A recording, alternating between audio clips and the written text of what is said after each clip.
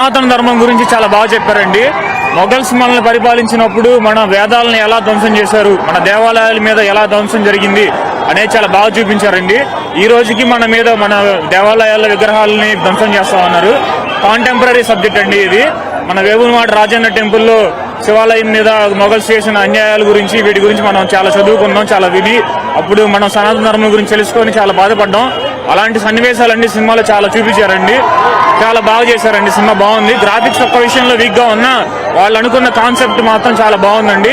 సనాతన ధర్మం గురించి చాలా బాగా చూపించారు. పవన్ కళ్యాణ్ గారి గురించి చెప్పేదేం లేదు. ఆయనకి ఈ సినిమా కాకపోతే రేపు ఓజీతో ప్రూవ్ చేసుకుంటారు ఆయన. కానీ చెప్పాలనుకున్న విషయం సనాతన ధర్మం గురించి ఏదైతే వాళ్ళు చెప్పాలనుకున్నా చాలా బాగుందండి.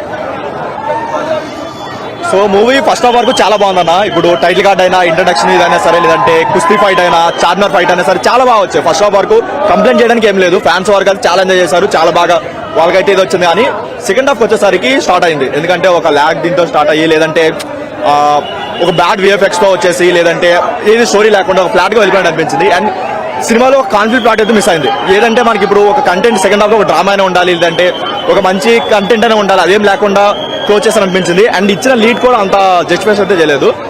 నెక్స్ట్ పార్ట్ కోసం వెయిట్ చేయాలన్న క్యూరియాసిటీ అయితే రాలేదు సినిమా. డైరెక్ట్ చేంజ్ అది ఈజీగా తెలిసిపోతుంది. మనకి ఫస్ట్ హాఫ్ ఏదైతే మంచి గ్రిప్పింగ్ గా ఒక ఎలివేషన్ గా అలా వెళ్ళిందో, సెకండ్ హాఫ్ కంప్లీట్ గా మిస్ అయింది.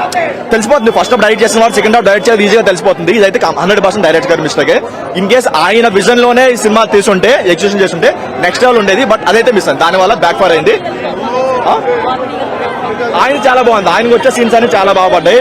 మనకి ఏంటంటే పవన్ కళ్యాణ్ తర్వాత ఆయనకే పడ్డాయి. ఆ రెండు కూడా ఏంటంటే కీరవాణి గారు లేపారు. సింగిల్ హ్యాండ్ ఆయన లేపారు. మొత్తం ఫస్ట్ నుంచి లాస్ట్ వరకు ఎవరైనా ఆయన చేశారంటే కీరవాణి గారు. అలా ఏం కాదు, కానీ ఆయన వరకు ఆయన చేసుకున్నాడు. ఎందుకంటే ఆయన బాగా సెట్ అయింది. ఔరంగజేబ్ క్యారెక్టర్ ఆయనకైతే బాగా సెట్ అయింది. జెన్యున్ గా ఒక పవన్ కళ్యాణ్ గారు వేరే అభిమానం